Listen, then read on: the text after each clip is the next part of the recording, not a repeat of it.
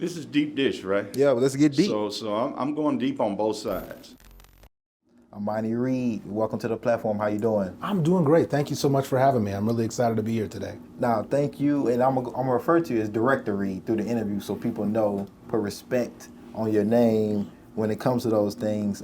You are the first, not only black person of color. 170 years of the University School of Nashville, USN history.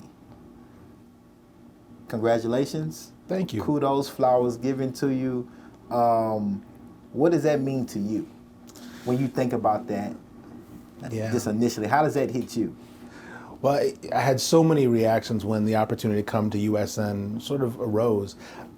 First, you think about a school that was started in 1915 and in its early origins has only had 11 directors. Mm-hmm. So it's a school that has a long time commitment to leadership, a long time commitment to the community. So to be able to step into that role, that's a tremendous honor. Right. As a kid, I grew up in Portland, Oregon. I grew up in public schools. I don't take that for granted. I ended up in an independent school by the time I was in high school, but I didn't have any leadership that represented who I was until I found my way to an independent school where there was a head of color. He happened to be Hawaiian, but there was somebody else who I started to be able to see myself in those roles. Right. So for me to be in this space, it's an honor, and I hope that it helps my community see that every one of us could be a part of leadership, could be a part of changing culture, and be a part of having an impact.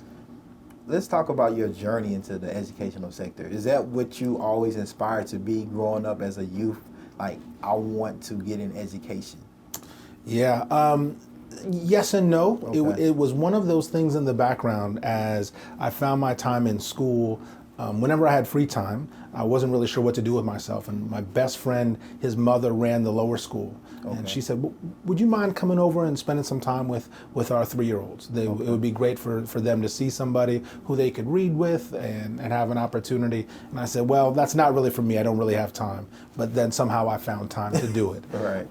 When there were opportunities to be a coach of a team or participate in helping to direct a middle school play, whenever they needed an older kid, I would always say no and then find my way back to doing it. But my original path was actually to be an athlete. I wanted to be a soccer player. And so I played soccer since I was 5 years old, had a chance to play at the collegiate level, tried to play a little bit afterwards, but wasn't good enough, wasn't big enough, wasn't fast enough, but found myself as an almost athlete throughout most of my time.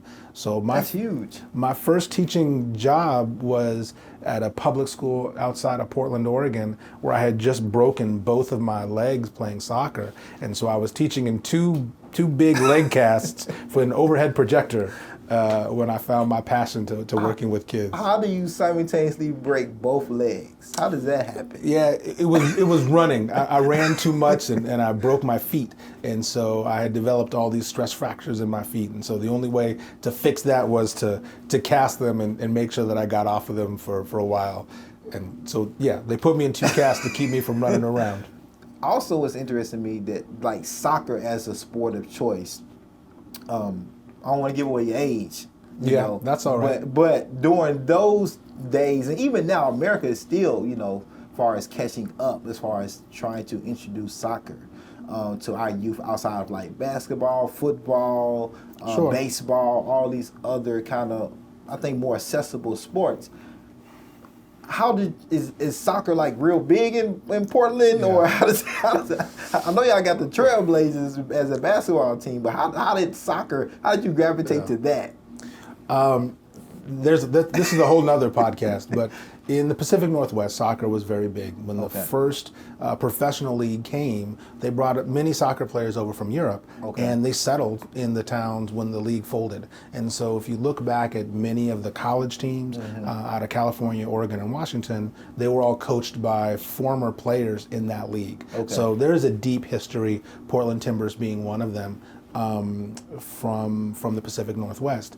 But for me, I grew up as a Head Start kid. I grew up in the Vistas when I was very, very young. And so football wasn't a possibility. It was an expensive sport. You need a lot of gear. Yeah. Basketball, you need more than one person to play. Right. Soccer ball was something that I could do all the time. Yeah. And I lived across the street from the park, so I could take my ball and I could go and play. Right. And I really found soccer because I needed something to do after school because my parents worked. And so I literally walked into a soccer practice and said, "What's going on?" And that's how that became part of my life.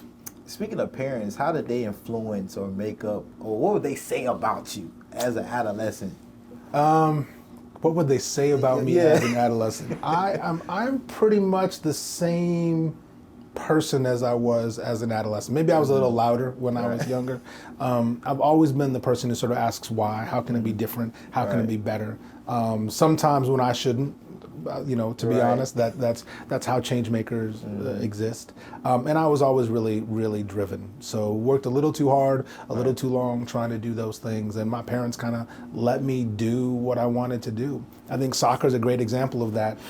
I broke my feet because I ran too much. I knew I needed to stop. I needed to do something else, but there was always one more game to play. Yeah. There was one more chance that I could be better. Yeah. And I was the type of kid that did that. What was your parents' background? What was their professions? My mother worked in aging services. She worked for the state of Oregon, and so has always been involved in service agencies. And my stepfather ran a bicycle shop for over 40 years, neighborhood bike shop. And so one of my first jobs was helping to sweep floors with him, and he's been a big part of my life forever. And they were really supportive in everything that I wanted to do. So great support from my family. So now you're here in Nashville. Yeah. Let's get straight to the meat. Let's get straight to the meat of this chicken bone right here. How you liking Nashville so far? Nashville has been fantastic. I wasn't really sure what to expect. I haven't lived in the South before. I moved here in July, and this apparently was the hottest July ever. So I felt like everything from the clothes I was wearing, like coming from New York City, it was the wrong material. It was too hot. I felt a little bit out of sorts. But every time I went someplace, there was a friendly person to say, "Hey, you're the new director of USN. Let me tell you my story about how we're connected to USN, what it means for us to have you here." I feel like the city kind of rolled out the red carpet in that way to make sure that I was well cared for. I moved here with my family and my son, who's a senior at USN, and everybody wanted to make sure all of us were okay. Right. So that's been amazing. What attracted you to USN? Yeah, I've been a part of education and independent schools now for a really long time. And I've been really fortunate in my career to be a part of schools that are doing really significant work. I spent the last 10 years at a school connected to Columbia University. Before that, I was at a school connected to the University of Chicago. Before that, I was with a school in Seattle, Washington. And when I look back over my career, I've always been able to find schools that are trying to have a public purpose, part of something much bigger than just serving the community of the students who can enroll. They've been a part of connecting with public schools, part of research, part of connecting to higher education, trying to think about how to change and grow teachers. And so USN is one of those schools that's always sort of been in the background because it was one of the first to be explicit about the importance of having that public purpose. Coming with the demonstration school model, that was a model that failed in many ways, and yet we've continued to find ways to think about how to offer contemporary education in ways that rely on that level of research. So it's one of those schools that everybody knows about in the field of education. They don't necessarily know a lot about it, and maybe even one of the best kept secrets here in Nashville. In education, especially being a black man, right, there's always this push to get more black men to be teachers, to be directors in leadership, in education in general.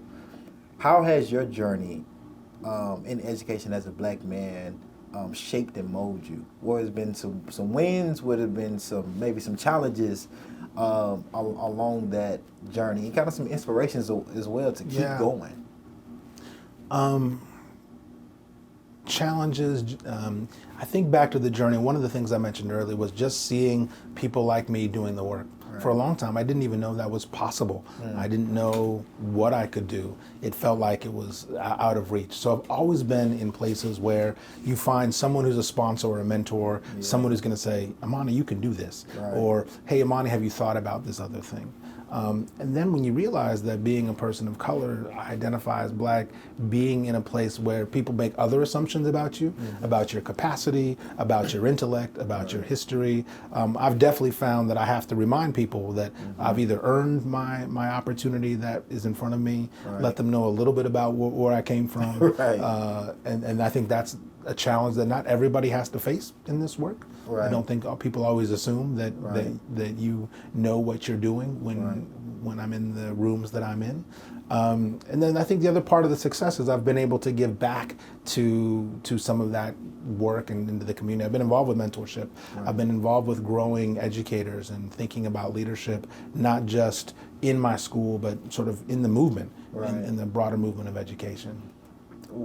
In your journey, what do you think has been a reason why it has been hard to get black men in the education or inspired or encouraged to take on that type of professional career? I want to separate it into a couple different things. I think one, teaching as a profession is hard. So all of us we're trying to find teachers, good teachers, and there are so many opportunities out there. But I think particularly when you look back over the last couple of years, people haven't gone into teaching because of the challenge of teaching, of the hours of teaching, and that's true for everybody. For black people in particular, for black men, I think that it's also not been seen as a career for us. We don't necessarily know other black men who are teachers. We didn't have black male teachers. We didn't see any of those experiences. So it wasn't even on my radar, as I said early on. And then I think from a hiring point of view, I don't think we do enough to get out into black communities to talk about teaching as an opportunity and inviting folks in. There's a lot of times that we don't necessarily focus on getting out to spread the word about our jobs, about the opportunities, about what it really means to be meaningful as an educator, as a role model in a community.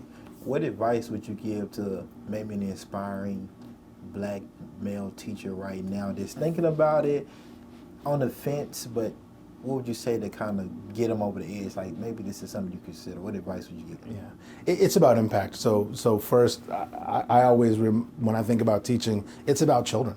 And so if you're wondering if you're a good teacher, if you're wondering if it's something you want to do, spending time with young people, whether you volunteer at a Boys and Girls Center, you coach on a team, you get involved as a mentor, volunteer, do something with children. The second part is finding a way to be connected to a community. And I think that happens in lots of different ways. I see churches involved with youth programs. I see that, again, sports programs, finding ways to just dabble in teaching, to be able to share your knowledge, your experience, and your wisdom. And then getting into professional programs. There are lots of ways to be connected to professional networks around education, making sure that you know about the schools that are in your community. You know what people are looking for. We are always hiring. Schools are always hiring. They always need someone to be able to come in and work with young people. But having that experience to know and be grounded with kids, to have the professional skills and practice to be doing some of that work in a place that's fulfilling, and then really getting out there to see what's available. Now being the director of USN, what does that mean? Like, for us that maybe don't know what a director of a school, of a private school, means, what does that mean? What is your powers that you hold? What is my superpower? What's your superpower? And then, like, what does that impact? As well? The responsibility of the director is kind of everything. I start my day every morning welcoming kids off of the bus, and I walk some of my youngest students who travel by bus to school to class. So it's everything from seeing how they're doing to helping them get prepared for the day. I'm putting backpacks on, we're zipping things up, and we're making sure that they're ready to go. Then I'll go to a meeting and I'll think about everything from curriculum to budget to long-term planning The role of the director is everything about the day-to-day operation of the school and making sure that we're around for the next 100 years. So it's a lot of the big picture stuff. The reason it's fulfilling is I get to spend time with kids, so I don't get to be in the classroom anymore, but I get to have interaction with kids of all ages, from kindergarten all the way through grade 12. I get to work with teachers, thinking about their passion, art and science of teaching. What are they teaching? Why are they teaching it? What difference is it going to make? And then working with families around what it means to be a part of the school. But the other thing that directors get to do that are a little bit different than principals or people who run divisions is I get to work with external communities. So creating partnerships, one of the ones that is long-standing at USN is a partnership with Vanderbilt. So finding ways to have our students connect with Vanderbilt. This year we have a high school class that's being taught by one of our teachers and with a Vanderbilt teacher working with our students. Finding ways for us to create and support our Horizons program, which is actually a summer opportunity for public school students to come be on campus and go back and be successful in their own public schools. That's something I get to do that's different than a lot of the people who have to focus on daily what's happening just in the classroom.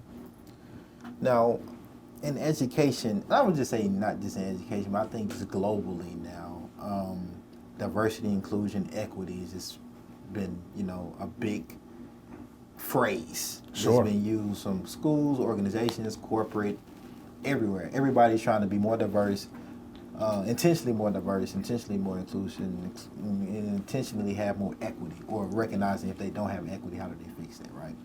When we think about private schools, there's a lot of things to know, even personally for myself, that comes to mind just subconsciously or even consciously when I think about my own upbringing. Like, as a black man as well, just a black person, private schools, that's not for people like me, people that look like me. I'm not welcome there. I don't know, my parents can't afford it. Those type of things. I can't do the same things I would do at a public school, whatever that means, right? Can you dig into that diversity, inclusion, and equity standpoint first, and how USN is tackling that, and what is your own kind of blackness, how that affects that, right, in the culture at USN today, and then we'll kind of just keep stepping into that, leaning more into that. Sure. There's so many ways that we can tackle that as a question. I think one of the first places to talk about is just access. Right. Many independent schools were founded not with the same history as USN. A lot of them were founded to be elite schools, and we have a different history in that way. And I want to interrupt you really quickly. Yeah. Because I'm not familiar with the term, but you keep saying independent school. Yeah. And so I know people keep probably hearing that too. Sure. And I want to make sure I'm using the correct terminology versus private or independent. Is there a difference? So you can give us a quick glossary breakdown and then go back into it? Sure. Private schools can mean a lot of things. And so there can be private schools that are affiliated with a religion. They can be affiliated with all sorts of things. An independent school is independent of that sort of policy. Any non-public school is sort of grouped into the broader sense of being independent schools. Got it. So it's a little bit bigger bucket, and it also sort of allows room for all of us to sort of be part of that conversation. Right. Okay, that perfect. Makes sense. That makes sense. It also, for us, is part of our inclusion. So it means that we have the ability to open and offer a really wide net in lots of ways. But let me go back to the first part around access. So one of the first barriers that are often people worry about is how much does it cost to go to a school. Right. Public schools are free. Of course, there are other ways that schools fundraise to have additional programming, but by and large, that's a free program versus what a private or independent school costs. So we have a financial aid program that is need-based. So we work with families to figure out what they can afford and work really hard to provide as much as we can of everything else. We don't want money to be the barrier for families to have the experience at USN. Right. We think about that in lots of ways, not just the day-to-day tuition, but everything from our summer programming to we offer trips, international trips. We think of all the ways that families can have an experience in a school. We want to make that as realistic as possible. So we tackle that directly up front and talk with families about what's possible. Right. The diversity, equity, and inclusion is also, USN is founded with the goal of representing Nashville. Right. And we're constantly talking about what that means. Right. So some of that is, who are the communities that don't know about USN? Right. We are rooted in Edge Hill. We spend time talking with our students about what it means to be of and in Edge Hill as a community. It's part of our curricular program to walk around, to make those connections, to understand our history. But we also recognize we have to be outside of that community to make sure everybody knows. You know, I'm not sure where you grew up in Nashville, but Nashville. North Nashville. And did you know of USN? I as a did school? not. Right. So we've been around since 1915. That's a problem if you don't know who we are. Right. That's something we have to be better at doing. So does that mean that we haven't done enough to connect with you and your community and wherever you were going to school? Right. Does it mean that we haven't done enough to highlight our programs to let people know that we're here and we're doing something significant? Right. So that's part of the awareness that we need to work on. And then on the diversity, equity, inclusion, we want to be a school where everybody feels a sense of belonging and connection. Right. Understanding what it makes for students to feel safe, families to feel safe to be at school, to talk about the things that are hard for them, right. to not necessarily have to go through all the code shifting to figure out, is this okay for me to say at school? Is this right. not okay for me to talk about? But making sure they're surrounded with trusted adults who know how to have those conversations, who right. want to have those conversations. I shared with you off camera, my son is in the senior class, and he's involved in a course on Black consciousness. So we're taking ideas that have been around for a long time, Black philosophers and what that means, and applying that to a modern day environment. Right. It's not just students of color who are in that class. We're right. making sure that everybody understands the importance of the Black community, not just here in Nashville, but as a movement, as an idea, as an impact in terms of our larger history. So making sure the curriculum reflects what we really want right. for our students to be able to think critically about a breadth of experiences. That makes me think of just where we are today in our world, right? Yeah. Especially here in the United States, where a lot of these things like that are politicized, right? Yeah. As an independent school, how are those type of situations handled, right? Yeah. Whether it's a mask mandate, whether it's a particular subject, whether it's critical race theory, for example, because we know from a public school perspective, it's a lot that goes in school board. You have a superintendent. It's a lot of things sure. that goes into that pot that can turn really nasty and get really political around education. Is that the same, or is that different, or how do an independent school juggle or have or lean into those conversations with parents sure. In the community that an independent school has? So you asked earlier what the job of the director is. That is my job. My job is to be the person who helps communicate that and help people understand what it is that we're tackling, what it is that we're facing. Right. We have a governing body. We have a board of trustees that's a little different than a school board. Okay. They're not doing policy at that level, but they're there to advise and do the governance of the school itself. But we'll take a couple of those topics on. Right. When we think about things like the mask mandate, which were hard, they were hard for every community. Right. I wasn't here in Nashville, so this isn't a statement around what we did or didn't do over the past few years, right. but I can say that part of the exercise is to go to find the best experts we possibly can to get advice, to understand what we can and can't do within our community safely, to make sure that everybody is able to be well cared for and safe in the school. And then think about the academic program. How do we continue to offer everything that we possibly can for our students to be successful, for them to continue to grow intellectually, and to offer that to the broadest group ever. Right. So for most schools, that was some sort of mix of online education, in-person education, and figuring out how safely you could come back. We have some advantages because of where we are. We are in Edge Hill, as I mentioned before, near the Vanderbilt campus. Right. So we can spill out of doors in ways that many schools couldn't. So we get to take all of those things together. The other part of what I heard you ask was, how do we have really difficult conversations? Right. Critical race theory is probably something different, and we don't do that in secondary education. Exactly. So that's a different podcast and a different conversation. But difficult conversations around race, conversations that are hard for us just as humans, let alone understanding being a young person, a black man in schools. We try to create safe spaces for those conversations to occur. when I say safe, it means we have to have dialogue. It has to be critical thinking. Right. So when we can, we'll put multiple opinions on the stage. We'll create time and space for people to have not just the conversation, but some debrief afterwards. Right. What did that mean to you? Right. How did that change your thinking? Because we really, at the end of the day, education is about preparing children to be part of a democratic society, Right. to be more enlightened and more engaged, to be able to make a bigger impact when they leave. So they have to have thought critically about those things, not just being told all the time, this is right, this is wrong. So we're finding ways to be able to do that. So at USN, that's the way we've approached it. And that's part of the time that I get to spend with students. Right. I ask we have a student group in the high school about what are the things you're struggling with? What are the things you want to talk about? And they come back to me and say, we really want to talk about how to disagree with each other without being disagreeable. Right. Okay, so now we have to help you understand discourse. Right. And so we have to find those things that are already meaningful to you, even if they're controversial, and create a space for us to do that. And let me say too, we have to bring our families along as well, because we can't do that with our students without doing that with their parents and guardians. Personally, when you think of the word equity, or you think of the word diversity or inclusion, right? What does that mean to you? Like how? Because they can be very broad terms, and so I'll just throw that one out. Equity. What does that mean to you? What does that mean to Amani? Yeah. There's a distinction, obviously, between equity and equality. Right. So I think we make that distinction first. For me, we're talking about everyone getting kind of what they need to be able to be successful in an environment. For me, I think very quickly, very personally, about my own journey, my own experience, and my own voice. What do I need to feel equal in the spaces that I occupy? And ultimately, it's about getting to that sense of belonging and connection.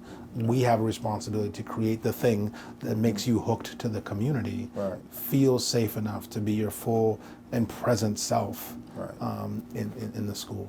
So for me, that's the safety. How do I know that it's okay? It's okay for me to be all of who I am when I'm at work, when I'm in the USN community. Nashville, I always like to say Nashville is a diversely segregated place, right? Because we have a lot of diversity here as far as what people look like, languages they speak. Yeah. But we all are in our own community bubbles, right? And I think I was a prisoner, I would say, of that, just my own upbringing, right? Because of just the South, the Bible Belt, historically what has happened here. And I think that restricts and limits perspective and also opportunities to find out what else is going on in your city. Excuse me. And so I say that to say, how is USN, and in what ways are you thinking to kind of break those type of barriers when it comes to parents especially who may live outside the edge of your community and other pockets of Nashville that, you know, probably are at the low socioeconomic level of things, maybe working multiple jobs in general, have a lot going on, and maybe even consciously themselves, they don't even see their kids being able to attend a school like USN. How do we tackle that in the mindset, right? And also knowing that this is a welcoming space for people that may fit in a particular economic category or race category. Sure. I don't think it's enough to tell people it's a welcoming space. We have to demonstrate that it's a welcoming space. And so we have to find ways that we invite people to campus. Right. We've tried a handful of things, and I guess let me back up and say part of it's inviting people to campus to know us, to see us, to be present, and part of us is just being active in the community. Me and others finding ways to be meaningfully connected in the broader community. But let me go back to inviting people to campus. We have programming that happens in lots of ways that can invite people in to understand more about USN. We have evening classes that anyone in Nashville can sign up for and hear from a speaker, learn a new skill. Those are paid for opportunities, but they're open to everybody. Right. We're also trying to find ways that we just help make other people aware of opportunities that exist. This year we hosted a historically black colleges and university college fair, We brought in representatives from a variety of schools, and we opened it up to everybody, not just USN students, not just independent school students. We reached out to everybody we possibly could. We thought we'd be lucky if we got 200 people signed up and in the gym. I think by the day of the show, we had over 800 people registered to come in. And so it wasn't a benefit to us other than to say we wanted to create an opportunity that brought people to campus and connected people to these HBCUs. So we're also trying to find ways that we can serve, ways that we can be connected and folks can come onto campus and say, wow, this is a place that I didn't even know existed, but they may be doing something interesting if they're willing to be a part of this conversation in this community. So finding intellectual ways for us to do that, finding opportunities for us to open up our campus to be more broad, and then finding real meaningful partnerships. I mentioned Horizons, and that's one way that we work with students. I mentioned the partnership that we've had historically with Vanderbilt, but trying to find different ways that we can create communities of teaching and learning, partnering with public schools around professional development, finding ways to be involved with service programs, agencies, and organizations that just serve Nashville. How can our kids be better ambassadors to the communities that we live in? We want to be active and out and present. One great thing about being new is I get to ask all sorts of questions. So you mentioned a couple of communities, and I still get the names wrong because one thing I've learned about Nashville is the way it's written is not the way it's pronounced, right? Nobody really walked me through that. And so that's how we know who's not from here and who's from here. It's a trick. It's a trick. Okay. I feel better than it wasn't just me. So I'm trying to get out to ask those questions. You know, what do you know about USN? Hey, let me come see your school. Let me see your community center. Let me see your church, synagogue, temple. Tell me about your community. Because then we can actually have real conversations. Well, and I can't speak for every community, but I will speak from the community I'm part of, the Black community. And being a Black man yourself, how do we tackle the notion that Black people aren't welcome in a space like USN? How do we get over that mindset? How does USN do that, right? As part of your job, have you thought about that? Is that something that just goes through your mind? Because again, even from my personal experience, I'm like, those, not just USN specifically, but in general, like I don't think those schools are welcoming for somebody that looks like me, and maybe not culturally competent for me to attend and maybe accept all or who I am and what comes with that. Sure. The first part's honest conversation. One of the things that I did is I went back and talked with recent alums and asked them about their experience and heard from a lot of alums of color about what it meant for them, what they knew about USN, what was hard for them about their experience. And we're spending time talking about what that means for us as a school. What were some of the, some of the impactful things that you heard from those alums? I think I've heard a variety of things. One was really about personal connections. Did they have a trusted adult who looked like them, cared for them, felt connected? They did, in most cases, have that person, but they were the same. They often had the same person. So that tells me we need to do more. We need to do more to make sure that the faculty and staff represent the diversity of our student population as well as the diversity of Nashville. Two was finding safe ways to have those difficult conversations. Things that come up feel different in different communities. And how do we make sure that those voices are heard and not silenced just by the energy of the room, by the emotion of the challenge, and by the majority of the numbers? Are we really creating the time and place to do that? That starts with professional development for the faculty and staff.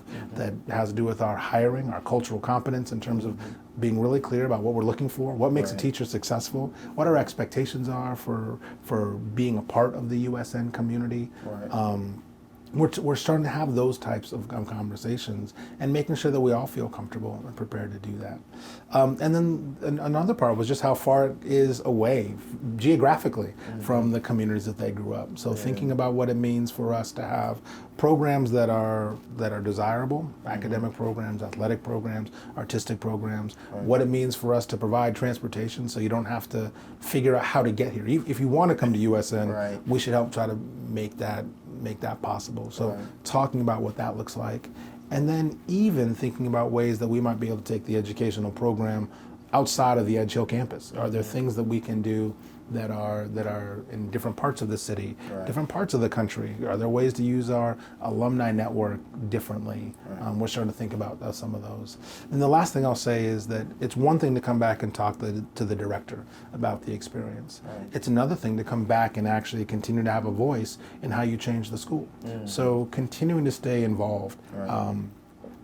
Continuing to ask those questions, Right. continuing to give them opportunities to share their experience with the students and with families so we can continue to be better. We're not hiding from that history. We're embracing the fact that those were things that might have been hard, and therefore we have to create things that are different and new as the world has changed. I know we had talked a little bit off camera about this, and I'm excited to kind of dive into this a little more about you all's public investment, right, into the Nashville community, because I told you I was even battling right now with myself, being someone. Now think about it. I think everybody in my family that I can think of, we all went to Nashville Public Schools, right? And then think about, or at least graduated from Nashville Public School. I think I had a few cousins that went to like St. Vincent when they were still living on Tucker Road. But thinking about if I am I taken away from my community, right? Or if I become this person of of value and resources now that I'm an adult, right? And understanding I might have the financial resources to go ahead and put my son through an independent school like USN, knowing that public schools are not really the best for black boys. Like we understand this statistically, right? There's a lot of things, a lot of barriers, suspension rates, all of these other things. But however, could I change that if I invest my time and my energy and my newfound resources by putting my son in a public school versus a private school where maybe I'm disconnecting my son and myself from helping public schools overcome some of those hurdles that we know that exist. Does it have to be a one or the other, or can it be an in both? And kind of how you spoke about off camera, how USN is kind of like still having that public investment in community, even though it's an independent school. Yeah, it can't be an either or. Okay. Both of those institutions can't survive that way. Right. Public schools can't survive by being insular and not talking about educational policy writ large. Right. Independent schools can't survive by making families make choices to either jettison public schools or their family history or their family values. Right. We have to make sure that we're doing both of those things. And I think USN continues to tackle that. So let's talk about the first part, the systemic part. When I came out of college, I wanted to be a public school teacher. And at that point, the school district that needed us the most, that needed black teachers, was LA Unified. So I was going to move to LA to be a part of the public school movement, or I was going to move to Pittsburgh, Pennsylvania to be to direct a academic enrichment program for public school students run out of an independent school. And I had been teaching in public schools and felt that I could impact the students that I was working with, but I couldn't change the system. And then I was able to go to this non-for-profit where I got to change the system. I got to work with students, I got to work with teachers. And in some ways, that's one of the benefits of being part of an independent school.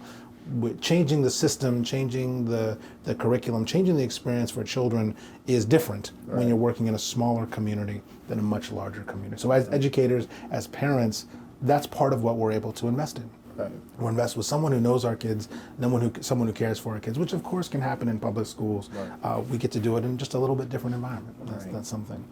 On the school side, we have to continue to make sure that everybody is better educated, working with student teachers.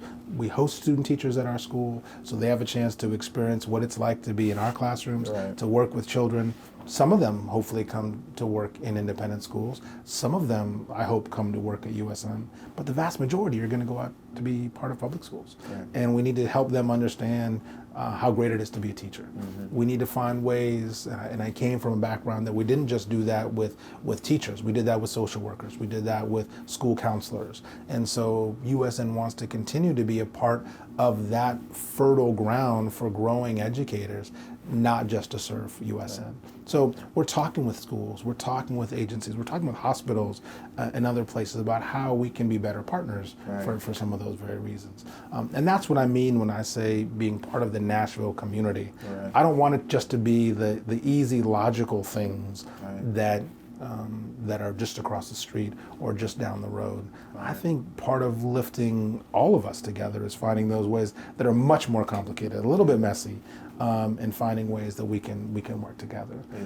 I think there's opportunities, as I mentioned, for professional development with teachers working with each other to think about teaching and learning with kids. I'm really interested in pursuing some larger research opportunities in classrooms and working in those ways, and learning more and more about sort of the needs of Nashville and elevating that story. I'm brand new to the city, and I learn something new every single day about Nashville. And I want to make sure that our students don't have that same experience, that they don't leave us after a kindergarten through 12th grade experience feeling like they don't know the town they grew up in and all the complexity. Is there a difference, and this is just me not being in education, but is there a difference between a teacher that teaches at a public school and a teacher that teaches at a private or independent school? It's like being on. Sure. Is there different calibers, or can either one go back and forth?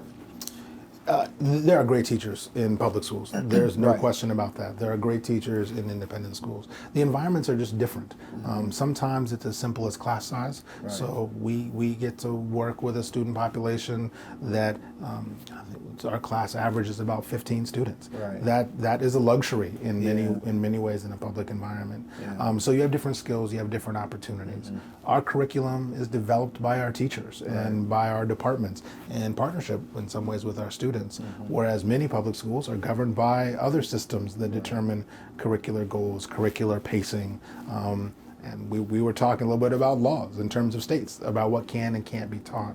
Independent schools have a little bit different freedom in that. So oftentimes teachers have made different choices around the type of environment that they want to work in. But teaching is a calling. To be a teacher in whatever environment someone chooses is really about being called to do that work. And when I think about the people I've hired to work in the independent schools I've been a part of, I would say half of us come from teaching backgrounds in public schools. I would say a good portion, maybe a third, come from special education backgrounds, because we all think about teaching and learning in some different ways and what students need. And I think that's the beauty of education. We bring all those professionals together with different experiences, different backgrounds, different levels of confidence and success in our own story around school that creates the school community for our kids. Now I'm gonna get real deep on you Okay. now, all right? And I'm not sure how independent schools handle these two things I'm going to bring up, so you can break it down for us. Social and emotional learning. Right. There's been a big push in public schools, I know for sure. Social and emotional learning, especially around behavior. How do you address these things? How do you prevent from suspending students, right? By having professionals at the school that can, maybe pivot or redirect a student in a different type of way outside of just the easy route. I think is just send her or him back home. Right? And then they're missing time, they're missing work, they can get behind, it doesn't work, right? How does an independent school tackle something like that, or what are those conversations around behavior?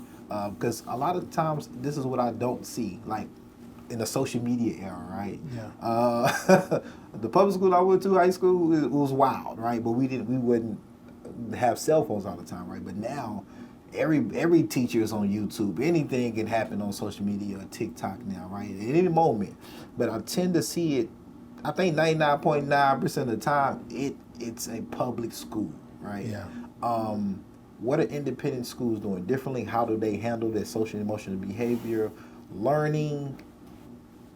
Yeah. Break it down for us. Some of it's hard because vocabulary is different in Okay. different schools and structure exists in different schools. I would like to make a distinction between discipline and social emotional learning. Okay. On the discipline, well, backing all the way up, students want to be successful. Right. Nobody really wants to get in trouble. Right. It's just that's just too much work for all of us. So figuring out ways to have advocates and who can support students are a big part of the work that we get to do. So on the discipline side, most schools, our school included, has a series of expectations, rules, those sorts of things. But our practice is about restorative justice. It's about trying to work with people to understand the reasons and causes of what happened, to help develop next time plans so they are empowered to make a difference. Of course there are consequences when harm is done to a community, and how do you figure out how to do that? That's not to say there aren't consequences. But the process and the goal, of course, is always to help people make better choices the next time they're in those sorts of situations. Right. The other part of that in terms of social emotional learning is understanding your body, understanding how your brain works. We have full-time counselors who are dedicated to that work. There are dedicated counselors at each division. We have a lower school, a middle school, and a high school. We have dedicated counselors who help our students manage all of that. Right. So when something comes up, sometimes it's about the discipline. Right. Sometimes it's about how you were feeling and the other things that were going on. Right. And so we're able to help both support the student in whatever the consequences are of that moment and work with the family to figure out what else was going on so that student can be successful and ultimately come back into the school community, whether it's 5 minutes later or empowered or that's a couple days later, we don't know. Those are all parts of the things that we get to unpack. But by having a dedicated social emotional learning team, we help empower students to understand how their brain works, how their body works. What is it that you were feeling that made you make that choice? How can we help you make those choices differently? And then it's not just about the thing that you did. That's one of the opportunities that we have, and I think that makes us different because we have the staffing to be able to do that. Public schools have different staffing, different structures. That's not intended as a criticism. It's just one of the ways independent schools get to be independent. We get to solve that problem for each of our schools in some different ways. Yeah, and I'm asking. I'm a learner right now. I'm learning. I'm being curious right now. We're all learners. we're all learners every day. Yeah. Safety. You know, there's been school shootings happening, mass school shootings happening. I know from a public school circumstance here in Nashville specifically, one of the ways they decided to handle safety is with SROs, right? It's been in place for a long time. Public schools have an MOU with MNPD, and they feel like that's the best choice in order to keep the school safe. Sure. That's a contentious topic with parents, and especially parents of color, interacting with police at schools. Do independent schools or USN, do you all have something like SROs or police on campus at this particular moment? And how do you all, I guess, tackle and handle safety in general? Sure.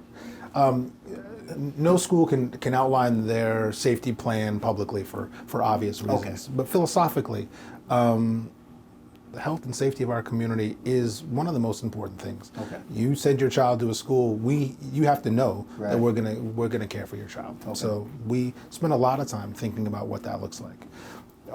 Our MOUs, our memorandums of understanding for us being an urban environment right on the edge of Vanderbilt's campus is actually connected with Vanderbilt Police Department because we're an extension with them. I think the approach is similar though in thinking about if something were to happen, who are the resources around us? Who are the systems that can help us make the very best choices? So that is an important part of our relationship. We don't have the same sort of officers the way that public schools do, for a whole host of reasons. Some of it is that we're a smaller facility. We have a smaller population, and we can control different things in terms of who accesses the buildings, et cetera. But we spend a lot of time thinking about how to keep our students' security safe. Schools and independent schools have gone through a wide range of choices around this. Everything from training students around situational awareness, understanding how to behave in all of those worst case scenario drills. We spend time thinking about our facilities themselves. Are we practicing the best practice that makes sure that If there's a concern outside of the building, we can stay inside, and if there's a concern inside of the building, we can get outside. So we always are spending time looking to make sure that the building itself is physically safe for our students. Okay. And then the last part is talking with families, because that's the other big fear. If you don't know that your child is safe, how do I feel a sense of reassurance? Right. So demonstrating and talking with families around how we do that. But there's no question that these are things that we're all spending time thinking about. I came from New York, and so in an urban environment, that was a little different. We were very close to Sandy Hook. We had connections to that community. Those are all things that are deeply meaningful and personal as we think about how schools have to respond. I want to give you kudos for using something I don't a lot of times hear educators here. It was with the restorative justice, and so I just want to point that out. That's major. That made me like, oh wow, okay, he owns something here, and so but that restorative justice approach, especially around youth, right? It's also been a big topic in how do we practice that more with our youth. Around just our criminal legal system, right? Yeah. Around restorative justice. So understanding that that's something that USN is thinking about, even with just discipline within school, is major. So that's that impressed me.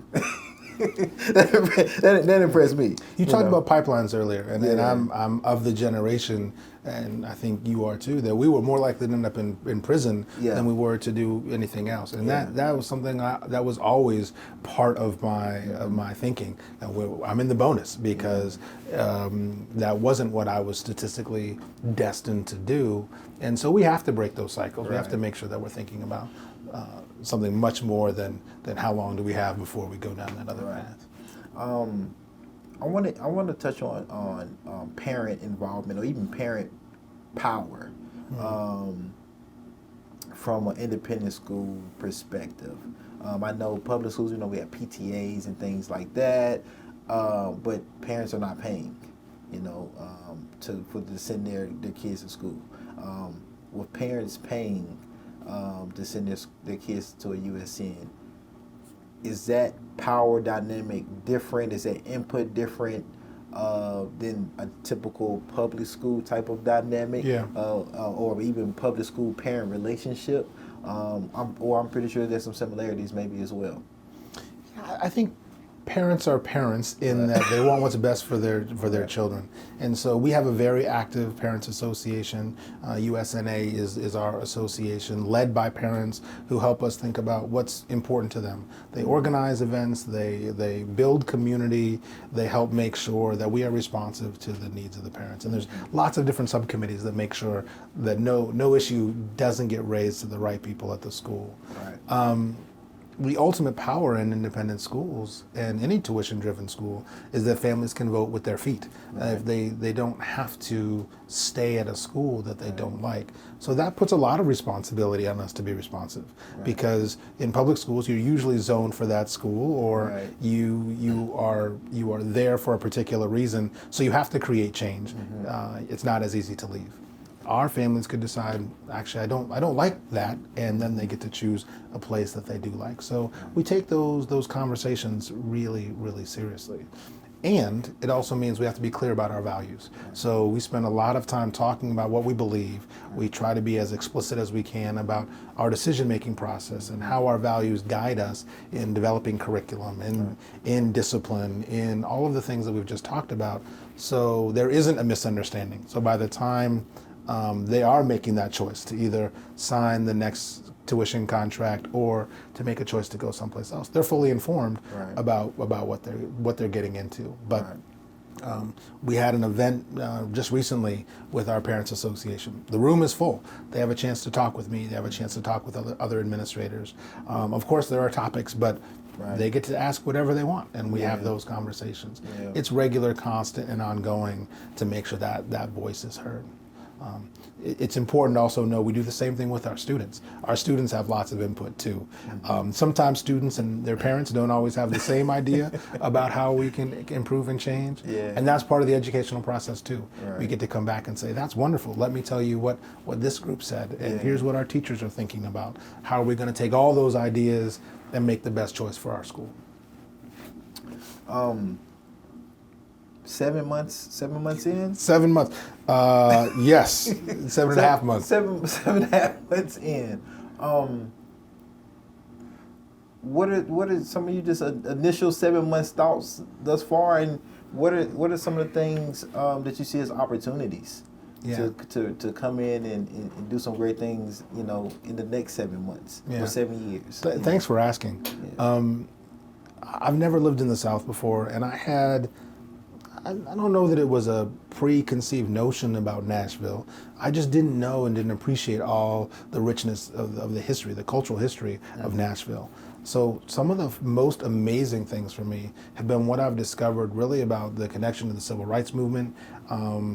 And for me, I want to learn more about that. Yeah. I want to make sure my students know more about that. I have had the opportunity to visit a handful of historic churches, of historic places here, and just sort of be in the moment of what happened in Nashville. Has been frankly just mind-blowing to come from the Pacific Northwest and not know that sense of history. So that's one thing that has stood out. As I talk to the students, I want to make sure that they understand how big the world is, and making sure that they feel empowered to have not just the difficult conversations that we talked about before, but leave empowered and engaged enough to say, I'm going to go out and create change, and I want to come back and make sure my family knows about it, to make sure that USN knows about it, that cycle of change, that cycle of understanding continues to feed back to better us as a school. And so I know I need to create pathways.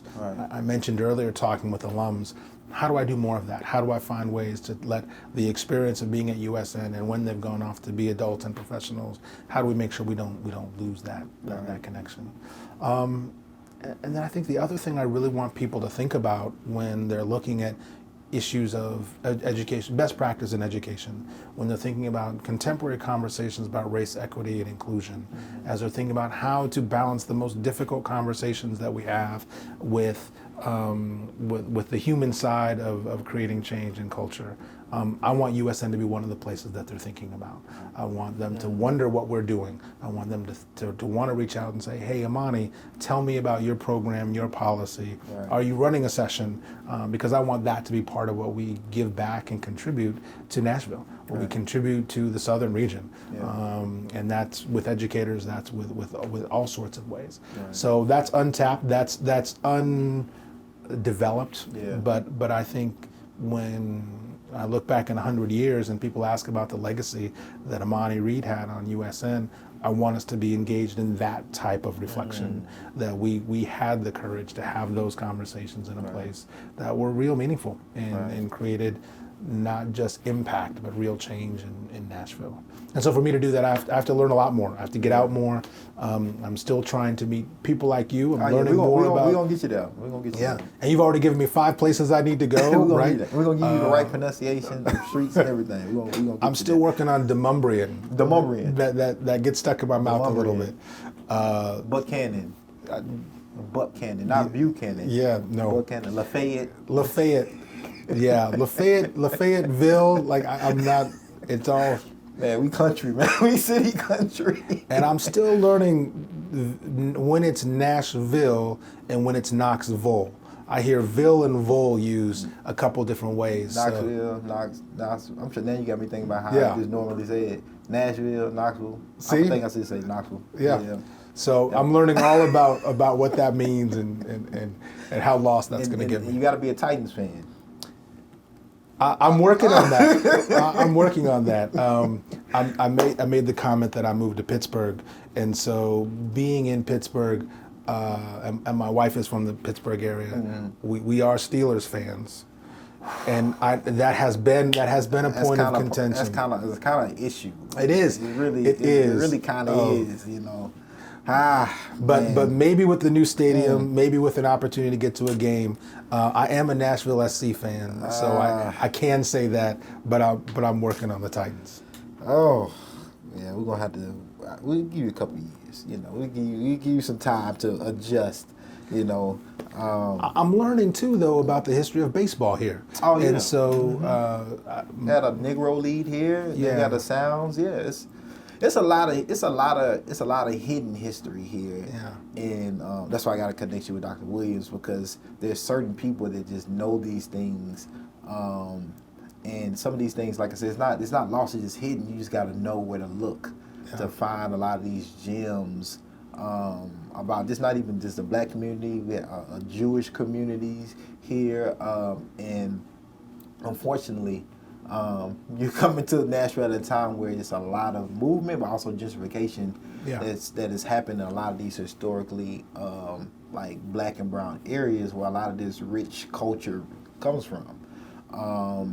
And so we're gonna have to use that real native tour and connect you to those folks, because as you're growing that cultural at USN, being able to input that information that knowledge into the school can do nothing but help and make students more aware. And then who knows what it may inspire or encourage students to do or research more about Nashville. So, and as I understand USN's history, we have more often than not been on the right side of history as schools were changing, that we changed with them. And so we have a strong history of Jewish students. We have a strong history of black students, and that's not true for everybody. But that is something that we can say that we have to continue to make sure not just is known, but is actually improved every single day. I wonder how many, so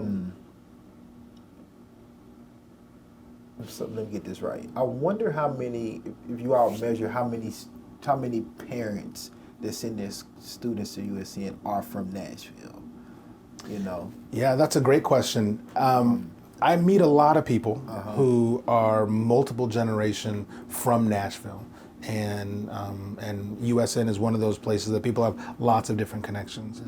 And as I walk around now, people know that I'm new to Nashville, and sometimes they hear it in my voice, sometimes they hear something else, and then I hear the story, I recently moved here. So I know we have a lot of transplants from New York, a lot of transplants from California, and we are seeing a little bit of that, but most of the families that I'm seeing and I'm having a chance to meet through USN are actually Nashville, I don't know if I can say Nashville natives, at least one generation of Nashville natives.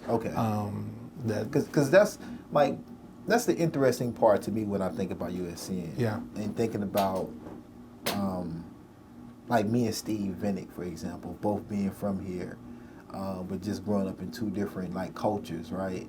And then getting older and then understanding education better, understanding like talking about our experiences around our schools that we went to and how it maybe like helped, or how maybe I wish I could have had that experience, or maybe lacked something, right? And I'm just always curious, because again, even going back to the Vanderbilt University thing, like as a black person growing up in Nashville, it just wasn't one of those things that, you know, we was encouraged, or I thought it was something for me to do. But as you get older, you realize like, maybe it could have benefit me, you know, because of the resources, because of the connections, the network that Vanderbilt as an institution has, that maybe some, you know, institutions don't have, just because of like what they've invested into it. And so I just think about those things, and you know, one, how can I be a part of that? And also just finding, you know, what I'm comfortable with when it comes to that. Especially around education, having a son that one day is going to have to go to a school, right? And just kind of just weighing my options, and being also realistic and understanding that what the best looks like for him, you know, and things like that, and what institution has all of those things. You made me think of two things. One is it's also possible that when you think back on USN, and the people you might have talked to go back farther than when we were USN. Yeah. We were Peabody Demonstration School up until 1975. So we've been talking about USN, but it's important to understand our legacy is bigger than USN, as PDS and USN. And so that's cumbersome sometimes to talk about, but there's a whole history that predates that. The second thing is schools are unique, and it's not uncommon for families to have multiple children and find different schools appropriate for different kids. And I think that's part of the richness of the school options here in Nashville. There are lots of different places that are different and unique, and I think schools can be a good match. And the last thing I'll say to what you said was, you're doing it now. When you think about what you're doing for your son, what you're doing for your family, what you're doing for education, is asking those questions. You have to expect that of me. You have to expect that the school is going to be able to deliver and talk about something that's important and meaningful for you and your family. And if we're not able to do that, then that probably is worth another conversation. So that's exactly what you want. We want engaged families who want to be a part of their child's education, want to partner with me, want to partner with our teachers, want to partner with our school community to figure out how to do it together, because we can't do it in isolation. What is the future of education? That's a big one. That's a big question. But we're gonna end it. That's my last big one for you. What is the future of education? What does that mean? What does that look like?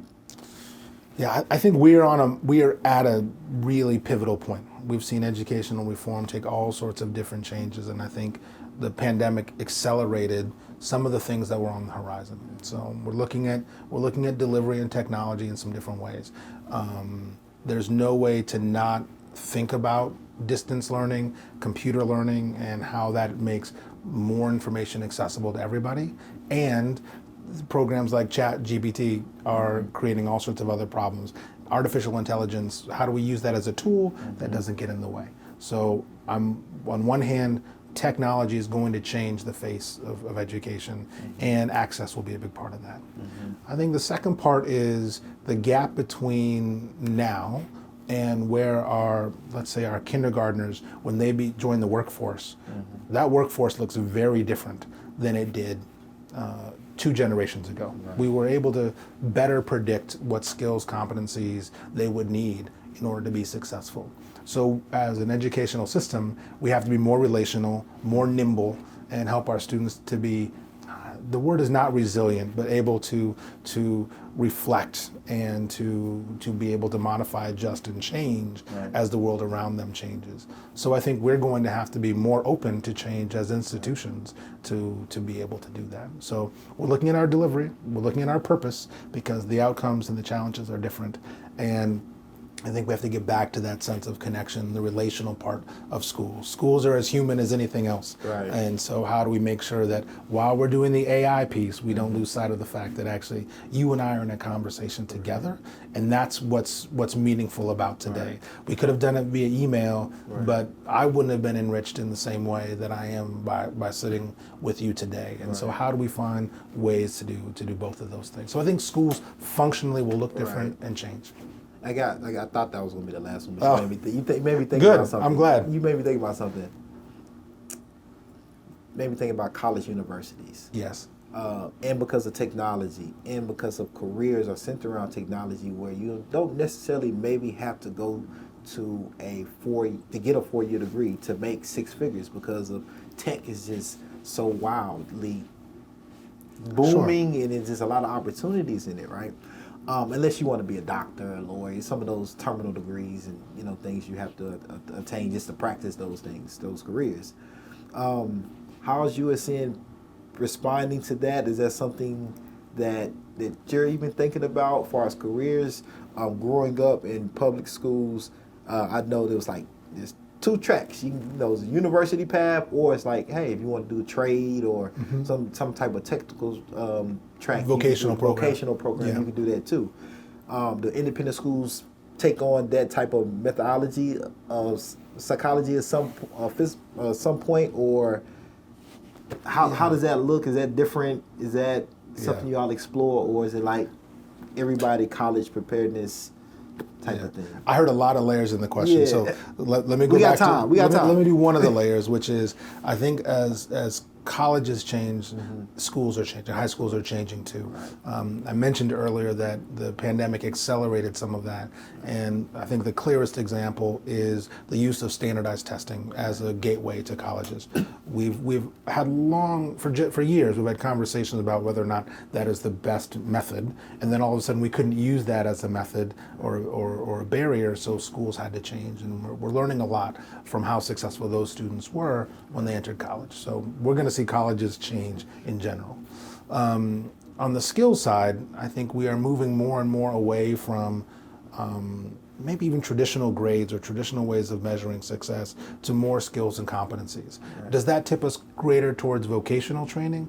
I'm not sure, but I do think that we have to be prepared to live in the world that's coming. Yeah. Understanding technology is different than when I was in school. Right. When I was in school, we took a keyboarding class, which was mostly learning how to type. And we did a little bit with Visual Basic, but that was pretty advanced. You had to spend a lot of time to learn how to program a robot or something that was going to say hi back to you. Now we have engineering programs that are solving a whole bunch of different world problems. And you even think about how Geodis has changed Nashville in terms of their industry here. Yeah. So if there's a vocational bend, I think what we're going to see is some of those STEM influences changing industries that we didn't think were going to be changed by them. Right. AI in education being another example of that that we were just talking about. So we're going to get to that point, but we're going to get to that point because the outcomes change, the needs change, the demand for our students change, and it can't just be, I'm an intellectual in this way. You actually have to be a learner, an experienced intellectual in this way, that I think was different than it was 20, 30, 50 years ago. Yeah, for sure. The world that your child enters is going to be really different than the one that you did. And that's exciting, it's wonderful, and it's terrifying as a parent. And so we have to continue to find ways that we broaden that sense of what it means to be educated, what it means to be a responsible citizen and an adult. Yeah, and that's why when you mentioned earlier, like, you know, bringing the parents with you all along to that journey, because we can get blinded by our own kind of, you know, traditional ways of how we was in school. And, well, no, we did this. Hold on, what's going on? Like, no, things are changing and things like that. And so having that parental education as well is key, and knowing, you know, what's next, and, you know, that continuous education on education as a parent. Absolutely. Crucial. Yeah. And family education, understanding how you can support your child in school. There are some examples. Mathematics is probably the obvious one, where math, how we learned it, is different than how it's taught in schools most of the time now. And so we could be the obstacle by telling our child that's wrong, or we could be the partner that says, hey, help me understand what you're learning. And we may learn something in the process too. But that's our own experiences that are really different than our children's. Director Amani Reed, I appreciated this. You know, I asked a lot of questions. You gave a lot of answers, and I learned a lot, and I know community learned a lot about USN, about independent schools, and about yourself, I think. Thank you. So thank you for giving me the opportunity and being available to do this. And as custom, I want to leave the guest with the last word that closes out. It's been an honor to be here. I'm so excited to be a part of the Nashville community, and I invite you to come see us at USN. I'm coming. We are a special place, and I invite people who are watching the podcast, who are listening to us, and however they get their content, to think about independent schools, to think about us, but I think most importantly, think about the difference that we're making in our communities. If there's a partnership opportunity, something you're thinking about, give us a call. That's who we want to be. That's who we've always been, and that public purpose is a really important part of USN. Director Reed, thank you. It's my pleasure. Thank you.